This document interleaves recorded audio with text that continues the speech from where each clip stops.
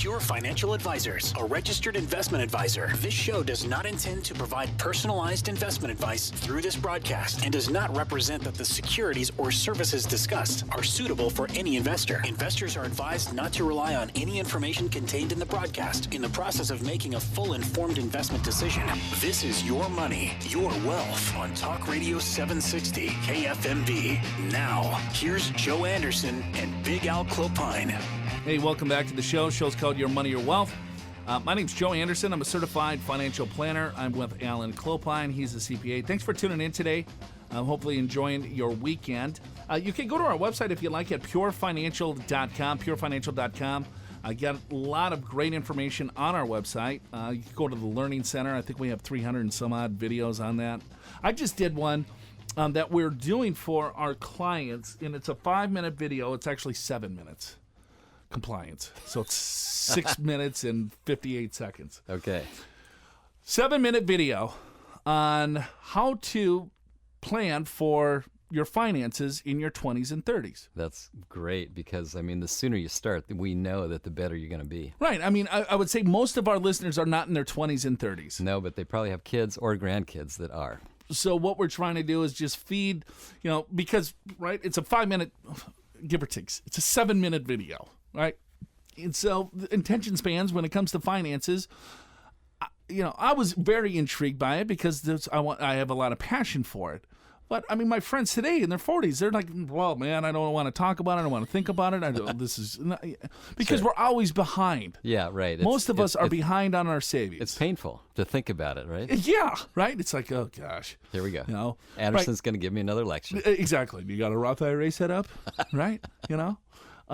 And then, there's the Fidelity has these rules of thumb when it comes to ages. Sure. Right. So when you're, when you're 40, you should have 4 times your. No, I think it's 2 times. I think it's 2 times at that point. Yeah. So if you're in your 40s, if you make $100,000 a year, you need to have $200,000 saved. Is that right? Something. It's either 1 or 2. I mean, we have to go. They've got a chart if you're interested, and I do remember by the time you retired, age 67, it was 8 times. It's 8 times, which actually a lot of experts would say that's too low, to be honest. But it depends upon what you're going to spend in retirement and whether you got pension plans and things like that, of course. So we did this video. It's 7 minutes long, so you can check that out on our website. If you like this show, you can go to iTunes. You can go to purefinancial.com /iTunes, I believe, or you can just go to iTunes.com and then just look at Your Money, Your Wealth and get our podcast. So doing a lot of different webinars on our website. We did an hour webinar for Medicare. We did that a couple of weeks ago. Yeah, that was really popular. With Dr. Katie. Sure. So if you're close to, if you need more information about Medicare, it's an hour-long webinar, kind of gives you this A to Z. And that's available on our website, right? Yeah, go to purefinancial.com. Cool. You can just hit a button and boom, there you go. You're watching a webinar. Yeah. And then we have, different white papers and things like that. We have this estate planning guide. We have a Medicare guide. We have all sorts of different things, some free resources for you. Our true mission for our firm at Pure Financial Advisors is education. Yes. The more educated people are, the more successful that they're going to be. And it's crazy, Joe. I mean, in all honesty, I think it's very difficult to get good information because a lot of times you hear something but it's slanted. It might be an insurance agent slanting it a certain way, and you're thinking, "Gosh, I don't know, is that right?" But it's like, boy, I just wish I could go to a class and get the straight scoop, and that's what our firm has tried to do. We teach all over San Diego and Southern California, and we do this radio show. We just try to give you strategies, and we figure if we tell you what to do, a lot of you will do the right thing, and some of you will say, "I want some help." And of course, we're looking for clients, and that's our ultimate goal. But really, the mission, like you said, Joe, is purely education. Right. I mean, we're set up as a fee-only registered investment advisor. There's no commissions and there's no product sales or anything like that. It's a fee-for-service for advice. So, on our website, purefinancial.com, there's a lot of good information on that site. So, what other mistakes you got there, bud? Yeah, we've been talking about costly retirement mistakes, and this is a relatively new one, Joe, which is indirectly rolling more than one IRA in a 12-month period because it's no longer allowed. Because you may know this rule, which is you pull money out of your IRA and then you have 60 days to put it back into that IRA or another IRA, and there's no tax. So you kind of get free use of the money. And so what some people were doing... They're stealing from Peter to pay Paul. Yeah, so, and the way the law states is it's per account, or it used to state per account. So then you'd have 12 different IRAs or whatever you had, right? And you borrow from one, and then you put it back into another one, and you borrow from that one, and you put it back into another one, and the IRS said, no, this is silly. We're not going to let you do that. We're going to let you do it once. Did they say silly? Yes, it's right in the code. This is silly. In italics. They really got, they wanted to emphasize that. I see. Anyway, so you can only do this once, and it's once per person. So if you're married, you can do one, your spouse can do one. But here's the problem is sometimes you roll over your accounts and you forget to do a direct rollover, and you get this check, right? And you got to then put it in your account and then open up a new IRA and put the money in. Well, if you do that more than once in a calendar year, you've blown it. That's a taxable transaction. Right. And the problem is that let's say I'm retiring, and it's like, all right, well, I get the paperwork from the employer. I got my 401k. I want to roll it into an IRA. And we'll say rollover. I've heard of that term before. Yeah, I'd like to roll it over. Yeah, that's what Joe and Al talk about. They roll it to an IRA. Check the box. Yeah. All of a sudden you get a check named out to you with right. 20% withheld in taxes. Yeah, now that's the 401k world. If you do get a check made out to you, they have to withhold 20% federal taxes. So and then like, how are you going to then roll it over because you don't even have all the money? Right. So let's say it's $100,000. You get a check for $80,000. But like, damn it! What, the market dropped that bad? No, the IRS withheld $20,000 from you. So you deposit the $80,000 in an IRA. Then you got to come up with $20,000. Hopefully you got it. Or you can borrow it. Or how about if it's $1 million? Yeah. I got a check for $800,000. Oh, do you have a check for $200,000? Right. No.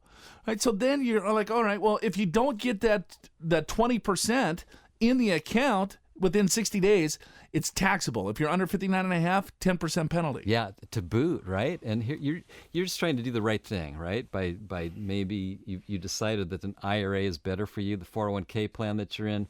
Maybe it's high cost. Maybe it doesn't have good investment options. You know, in some cases, some of you should probably stay in your 401k because they're pretty good. But in many cases, you might want to roll it out. But you're right, Joe. If you do that wrong on the 401k, you don't get the money. And then if you don't have other money to put in, then you're going to be taxed on that 20% withholding plus 10% penalty if you're under 59.5. And I think some people probably don't even know this rule existed. Because, I mean, there's the direct rollover. The direct rollover works like this. You get the check probably, but it's written out to the custodian. Yeah, Fidelity for the benefit of Joe Anderson. Yeah, in other words, where you're going to put it, the IRA, and you get the whole thing. Right. That's the correct way to do it. But how confusing is that? Well, it's very rollover confusing. or direct rollover?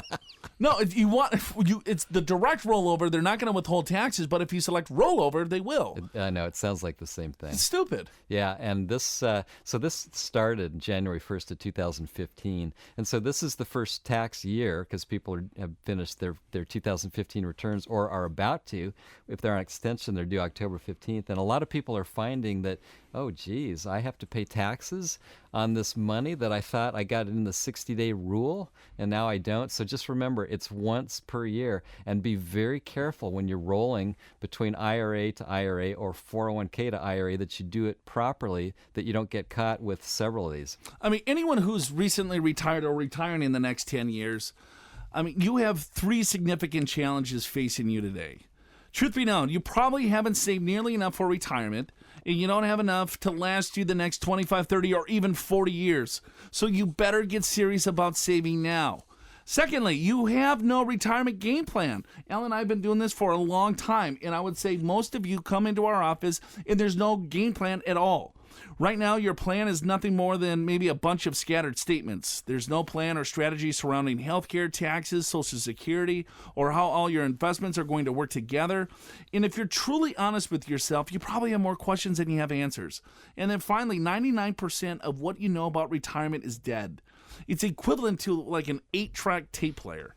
You need new solutions that are going to stand up to today's challenges, like record low interest rates, increasing longevity, skyrocketing cost of healthcare, and medical expenses. This is Your Money, Your Wealth on Talk Radio 760 KFMB.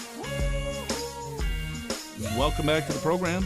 Show's called Your Money or Wealth. My name's Joe Anderson. I'm a certified financial planner. I'm with Big Al Clopine. He's a CPA. Thanks for tuning in today. Talking about a couple of different mistakes that we're seeing time and time again that cost, a couple $100 to $1,000 to tens of thousands. Yeah, I would say in some cases even more, Joe. And you think about some of these mistakes, and we've talked about these before, but it bears repeating because we still see these mistakes over and over again. And here's one that just a little common sense, but it happens all too often, which is when you borrow money from your 401k, which you're allowed to do. We do not recommend it for a number of reasons, which you'll find out here shortly. But you're allowed to borrow up to $50,000 from your 401k. Or 50%, or right? 50% of your balance in your 401k, whichever is higher. So if you only have $25,000 in your 401k, you can borrow $12,500. If you got $1 million, you're limited to $50,000. But here's what happens, Joe, is you got a 401k loan and you get fired. So you're no longer working at the company, and all of a sudden, and you don't have money to pay back this loan, right? And so you then roll this, you think you want to roll this 401k to an IRA, and that's a taxable transaction because you haven't paid off the loan. Right. So let's say if I have $100,000 in my plan, I take out a $50,000 loan. Right. And so I got to pay that loan back. Right. And if I'm no longer employed with that company, that $50,000 potentially could be taxable to me. That's right. It's a distribution. Unless the 401k plan allows you to pay back the loan, even though you're not an active participant in the plan. And I would say that's rare. But it's possible. Sure. It's possible. But in most cases, then you've got to pay this back, or it's as if you received a $50,000 distribution. So now that's added to your income, and if you're under 59.5, you got to pay a 10% penalty, right? So it's not a great way to go. And the other thing, Joe, I would just say, just take a step back, just simple logic, which is if you're pulling money out of your retirement account for your own purposes, whatever they may be, now how do you expect your retirement accounts to grow, compound interest, compound rates of return if you're taking money out? And I know you pay the money back and you pay it at an interest rate, but it's a pretty low interest rate generally. It might be 4 or 5%, something like that. But basically, you're pulling money out and you're jeopardizing your retirement. It's very difficult for people to pay those loans back, we've seen. And so as a consequence, we don't like that strategy at all. Now, I suppose if there's no other choice, but boy, oh boy, it would be, to me, one of the absolute last resorts. Well, how many times, or just taking money out of your retirement accounts for purchases. Right. But just recently, it was like the individual pulled out $300,000 to purchase a home out of his retirement account. Jeez. It's like, okay, well, I needed the money. I was like, well, you already have a home. Well, we needed to upgrade. It's like, okay, well, where are you going to pay the tax? Right. Because you make $200,000 a year. You pulled $300,000 out, right? Because they sold one property. They had some cash from the sale of the property, but they needed another $300,000. Right. Took it out, right? Few $100,000 out of the retirement account. It's like, well, now next year your tax return is going to show $500,000 of income. You know how much tax you're going to pay for that? What, $200,000? Where's that going to come from? Your retirement account. Yeah, I guess I'll pull more out of the IRA, and you got to pay tax on that too. Right. And this individual had some issues back in 2008 when it came to real estate, so couldn't qualify for a loan and things like that. But still, but good saver, made tons of money. But still, it doesn't matter if you make $10,000 a year or millions. People still make the same mistakes. Right? And it seems to me the people that make the most money make the most mistakes. Well, they're bigger dollars for sure. Right? Right. And it's like, okay, now you're going to owe $200,000 next year. Where's that money going to come from? Well, I guess I got to pull it from the retirement account. So now that's another $200,000 on top of your income. Now the following year, how much money you're, right? It's just tax upon tax upon tax. Yeah. They're looking at their retirement accounts sometimes as a piggy bank when it's not time to break the piggy bank. Right. Yeah, I remember a couple of years ago, you and I met with somebody that was retiring, and pretty high income year with with a final retirement package, as well as vacation pay and normal salary, and then decided, you know what, Joe and Al, I pulled out $300,000 from my IRA so I can pay off the mortgage because I don't want to have this debt. Right. Right. And then we looked at it, and same thing, $600,000 of income. Well, how are you going to pay the tax on that $300,000 that you pulled out? Because right off the bat, you didn't have enough withholding even to cover your current salary because the severance, they didn't withhold enough. Exactly. Yeah, and so now it's as if you had $400,000 of extra income, right, in a sense, with no withholding. And so it's like that you may have to pay $175,000, $200,000 on that. How are you going to do that? And it's like, oh my goodness. And fortunately, he had just pulled it out, hadn't paid out the mortgage. He did a 60-day rollover. He put it back in. He said, "You guys saved me big time." But man, that's a kind of mistake that we see over and over again. And the problem, though, Joe, is a lot of times you don't realize the mistake until after the 60 days, and it's too late. Right. It's most of the time. Or you've pulled the money out within the 60 days, but you've already paid off the mortgage. So you have to refinance the house to put the money back into the IRA so you don't have all the tax. Exactly. Crazy stuff. And I get it. It's like, okay, well, here, I want to be debt-free in retirement. Sure, that's a great goal. However, you don't pull the money out of your retirement account to pay off the mortgage, right? Because you're going to have to pay ordinary income tax on those dollars. Now, if it's $20,000, who cares? But if it's $200,000, now you got a problem. Yeah, exactly right, Joe. And you know, when you think about some of these things, it's and I understand it. People don't want to have debt in retirement. They want to be able to manage their cash flow because they're not receiving a steady paycheck. And they think that, gosh, if I can have lower payments and, you know, the taxes, it's not going to be a problem. But the truth is taxes don't stop when your paycheck does. In fact, now you start tapping your retirement accounts, and it comes with all sorts of new rules and opportunities. And instead of tapping those accounts, those tax-deferred plans, or instead of contributing that reduce your tax, you're tapping those for savings and paying taxes at your regular rate. So as you near retirement, tax planning becomes even more important than ever. But it's key. You must use a forward-thinking tax strategy because you have more control over paying taxes in retirement, more than you think. Actually, I'd say more so than any other time in your life. Now back to Your Money, Your Wealth on Talk Radio 760 KFMB. Hey, welcome back to the program. Show's called Your Money, Your Wealth. My name's Joe Anderson. I'm a certified financial planner with Big Al Clopine. He's a CPA. Thanks for tuning in today, and every weekend for that matter, 10 a.m., 12 noon. If you missed any of the show, you can always go to our podcast at iTunes. Just look up Your Money, Your Wealth on iTunes, Your Money, Your Wealth, or go to purefinancial.com, purefinancial.com. We're a fee-only registered investment advisor. Fee-only, 100% of the time. Not part of the time, 100% of the time, which is a very important distinction, I think. I think so. I mean, you can say you're a fiduciary, fee only, I'm doing the right thing, but then all of a sudden you get sold a product because it's called hybrid. And there are a lot of people out there that do both. They do fee only as part of their business, and they sell product for the other part. And it just taints it a little bit. And that's not to say there's not a lot of great advisors out there, but it just tends to taint it a little bit. Right. Well, I mean, then you don't know what hat they're wearing. It's like, right, are you selling me something now, or are you still acting as a fiduciary? Is there a conflict? Yeah. And I know some of these advisors, they say, well, no, this is much better for you because I'm a fiduciary, but if you need insurance, then I don't want to send you out to someone that's going to sell you the wrong policy. Right. And then, by the way, I think you might need this annuity. In this non-traded REIT. And I don't trust this insurance agent, so use me. And it's like, well, it's a conflict, right? And some people take advantage of it. Maybe some people don't. They do the right thing, but why take that chance, right? You know, to me, you'd want to have a fee-only advisor that can then look over what your insurance agent is doing and to advise you, right? Because that fee-only advisor, they don't get any profit or consideration regardless of what product that you end up buying. Yeah, you know the fee that they're charging you. Yeah, you know what it is. It's transparent. And whether you buy this product or not, or this annuity, or you buy this one over that one, it doesn't change the fee-only advisor's compensation. And that's a really important distinction, I think. Right. So, yeah, fee only, 100% of the time. Pure Financial Advisors. Check us out online.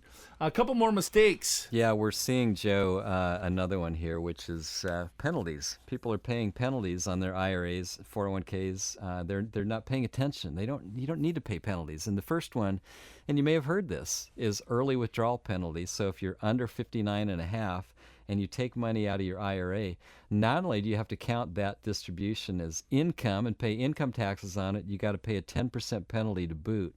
And I would say a lot of people don't realize when you think of the tax rate, federal and state, when you think of the penalty, federal and state, for most of you pulling out money out of your IRA, you're going to be at a 50% tax rate, if not higher. And you think, well, how could that be?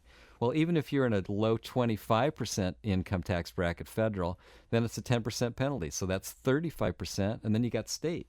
Well, state's 9.3, let's call it 10. So now we're at 45%, and the state penalty is 2.5%. So we're almost 50%. That's even in a low 25% bracket. Some of you are in a 28% bracket, or you're subject to alternative minimum tax, and you may end up spending 55 or 60%. And here's the thing, you don't realize that. You pull out $50,000 because you had an urgent need to buy something or pay for something, and then next tax year comes around, and you've got a tax bill for $30,000 or more. And it's like, wow, that really was not a very good idea. But right, and they don't have the $30,000 to pay the tax. Now we're back to this cycle again. Yeah, exactly. So they got to pull that out, and then next year they pulled out $30,000. They got to pay $15,000 or whatever it comes out to be, right? And so, Joe, I think that's and it's tempting, and I get it. I mean, Am I 59 and a half? I'm really close, actually. Come to think of it. I could pull out my accounts. Think about that. Got to go buy a Ferrari. Yeah, there you go. But anyway, I think it's tempting, right? Because you got kids and you're having a little trouble. You got this and that. You college expenses or whatever it may be. The Great Recession, that was a big one, right? A lot of us either lost our jobs or our income went way down, and it's like, well, and we tried to do the right thing. We cut back, but it just wasn't enough. So we pulled out of our IRAs, and we had to pay half of it to the government between California and the feds. It's just the absolute last resort. It's just not a good thing to do. Then you have to take a look at penalties on the other side of the age, right? So you got 59 and a half to 70 and a half. Yeah, that's your free window. Now, Another thing to consider, too, if you've separated from service from your employer at age 55, there is no 10% penalty on those distributions out of the 401k plan. Yeah, if it's in a 401k. So if, let's say you're 55, you have money in a 401k plan, you leave that job, you have access to that 401k dollar if you are 55 or older. Right? Yeah, it's not 59 and a half. 59 and a half is only for IRAs. Yeah, that's interesting. So terminated from service, and you're 55 years of age, you can pull money out of your 401k. Yes, you pay income taxes on it, but you don't pay a penalty. Now, if you roll that 401k to an IRA, you've blown that opportunity because now you got to wait till 59 and a half. Right. Or you could take the money and pay the penalty, or there's something that's called a 72T tax election I'm not going to get into, but it's just a way to get money out of your retirement account that the tax code allows you to avoid the 10% penalty. But it kind of locks you up into a certain distribution each year until you turn 59 and a half or 5 years, whichever's longer. So there's ways around the 10% penalty, but it's not nearly as flexible as if you just wait till 59 and a half, because then you have full control of how much money that you want to take out or not take out. Right. And but again, at a 401k plan, it's 55. Now, when you turn 70 and a half, so then that's when the required distribution comes into play. So your required beginning date is April 1st the following year you turn 70 and a half, right? So I don't know who the heck comes up with these rules. I don't know either. So you turn 70 and a half this year, right? 2016. You do not have to take your required distribution this year. You can wait until April of next year, 2017, to take your required distribution. However, if you do wait the following year to take the distribution, you got to take two.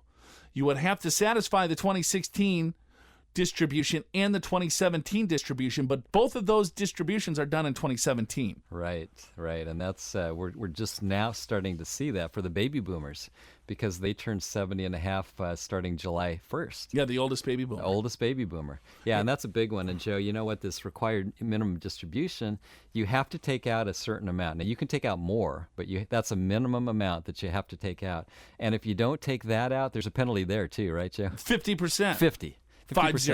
So you have a required minimum distribution of $30,000. You forget to do it. Now you got to pay a 50% penalty. So that's a $15,000 penalty. Plus you got to do the required distribution and pay taxes on it.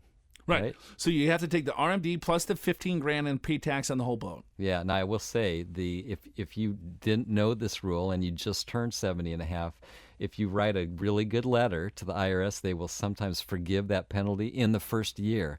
But you want to make sure you do it properly. But boy, IRS is not messing around on those required distributions. There's $24 trillion right. in retirement accounts. Right. So there's a ton of money there. Yeah. They're like, yes, finally. Right? These plans were established in 1974. ERISA, right? Right. So the defined contribution plans, 401ks, IRAs, and all that other stuff. Yeah, right? and I don't 40 years ago. I don't think a lot of people sort of knew what they were until the 1980s. Yeah, really. right, exactly. Yeah, and so if you think about it, I mean, so a generation before us, our parents, or in some cases grandparents, depending upon how old you are, they didn't have IRAs, 401ks, so it was not a big deal.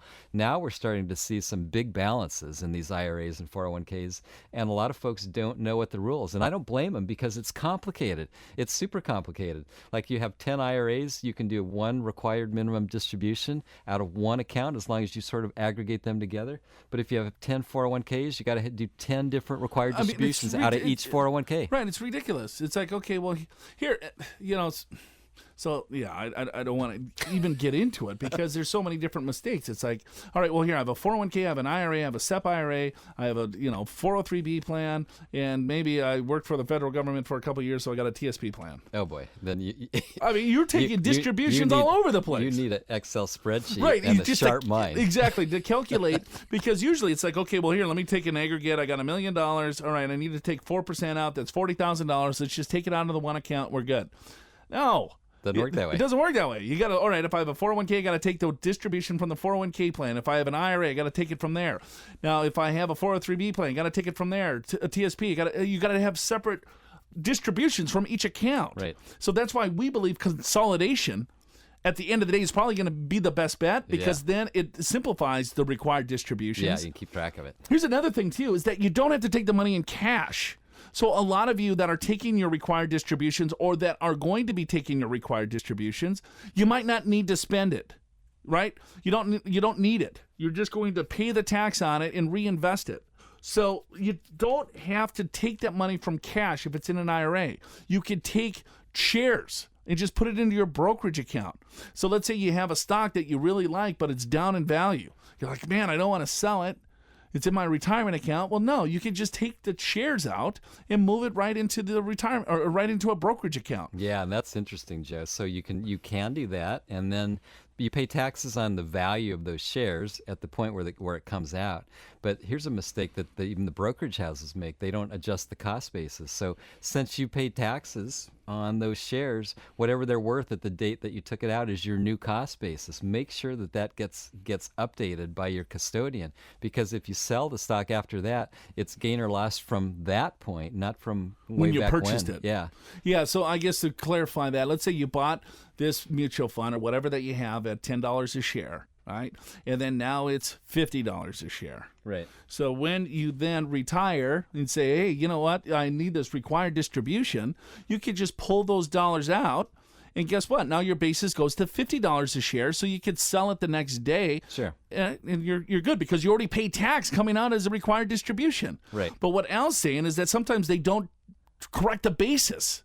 So then now the money came out, it's in your brokerage account, but then the basis is still at $10 a share. Yeah. So then you're going to get hosed when you sell it at a capital gain, so you're getting double taxed. You're going to pay tax twice. That's right. You paid ordinary income when it came out, and you pay capital gains later. So yeah, make sure that cost basis gets updated. Hey, couple of things here. Imagine that your retirement game plan isn't about all this craziness, right? I mean, there's so many different rules and regulations and mistakes and everything else. Imagine if you could fill in all the gaps and have all your answers to a rock-solid game plan, cover everything from A to Z. Now back to Your Money, Your Wealth on Talk Radio 760 KFMB. Welcome back to the show. You're listening to Your Money, Your Wealth. I'm Al Clopine, alongside Joe Anderson, who actually, as I look at his chair, he had just left. You know why? Because he's got a little trip up to Oregon, and we wish him well. We'll see him Tuesday. He went up with a group of friends, one of which actually turned 40. So congrats. Anyway, today we've been talking about some of the most costly retirement planning mistakes that we see. There's 6 of them. And if you've stayed with us this whole time, God bless you. We're going to do the 6th one. But let me first summarize the first 5. The first one that we see is actually more common than you might think, is not having beneficiaries on your retirement plan or IRA. And you would think that, oh, who does that? I mean, of course you'd have a beneficiary. You know, you put your spouse, or you put your kids, or you put your parents, or your brother, whoever it may be, or multiple people. You would be surprised how many people we see. We get their IRA statements, and all right, let's look at your beneficiary statements. And they go, well, okay, I'll pull them up, and they don't have one. And we go back to the custodian, and there's nothing. That's not the way to do your IRA, because when you have an IRA without a beneficiary, now it's got to go through court system to figure all this out based upon state law. Very, very sloppy. So make sure you got the right beneficiaries or a beneficiary as well as the right ones. We have seen cases where maybe you've named your first spouse, you got divorced, and now you got a second spouse, and you forgot to change the beneficiary statement. You pass away, and guess what? That first spouse is the one that actually gets to collect. Here's another one, is there's a potential tax savings feature called a net unrealized appreciation. If you've got company stock in your 401k, and if it's appreciated quite a bit, there's a way that you can, as you retire, you can pull it out of your retirement account, you can put it into a brokerage account, and you only pay current tax on what you paid for the stock, not the total value. All that net unrealized appreciation, the gain in that stock, you only pay tax on that when you actually sell the stock, and it's at capital gain rates, long-term capital gain rates, so you can save yourself a bundle in taxes. Another one is indirectly rolling over more than one IRA in a 12-month period. It's no longer allowed. You used to be able to set up multiple IRA accounts, and you could take $100,000 out or whatever you felt like, and as long as you put it back into that IRA, within 60 days you weren't taxed. No income, no penalty. And then what some people were doing was then they'd take $100,000 out of another IRA and do this over and over again throughout the year. Well, the IRS now says we're going to treat all IRAs as if it's one account. So you can only do this one time per year. And we saw this actually in this tax season, because the law was put into place on January 1st of 2015. Those that didn't know it, if they did a couple of them within a calendar year, they ended up paying taxes and penalties if they were under 59 and a half. What about this? If you got a 401k and you have a 401k loan, you're actually allowed to borrow from your 401k, which we don't recommend.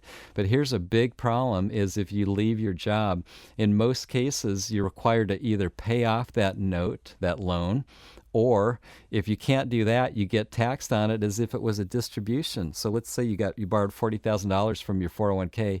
Now you quit or you got fired. You don't have the money to pay it off. Now the IRS is going to treat that as if you received that $40,000, which in fact you did. So you got to pay taxes on that plus penalty if you're under 59 and a half. Then there's all these penalties that people are paying needlessly, which is early withdrawal penalty. If you take money out of an IRA before 59 and a half, you got to pay a 10% penalty. If you don't take your required minimum distribution at 70 and a half, the IRS charges you a 50% penalty. I said that right, 50. So if you have a $100,000 required distribution and you forget to do it, the IRS is going to charge you $50,000 as a penalty. And here's the last one, is a common mistake of not rolling your company retirement plan to an IRA properly. Because if the 401k sends you a check, and that check is made out to you instead of the IRA custodian, the IRS requires that 20% of that distribution to be withheld for taxes. So let's say you got $1 million in your 401k, and if the check is made out to you, the 401k custodian is going to withhold 20% or $200,000. So you're going to get a check for $800,000. You got 60 days to roll it in to an IRA, but you only got $800,000. And if you don't have another $200,000 from another source, then that's as if you received a $200,000 distribution. You will pay taxes on that, and you will pay penalties if you're under 59.5.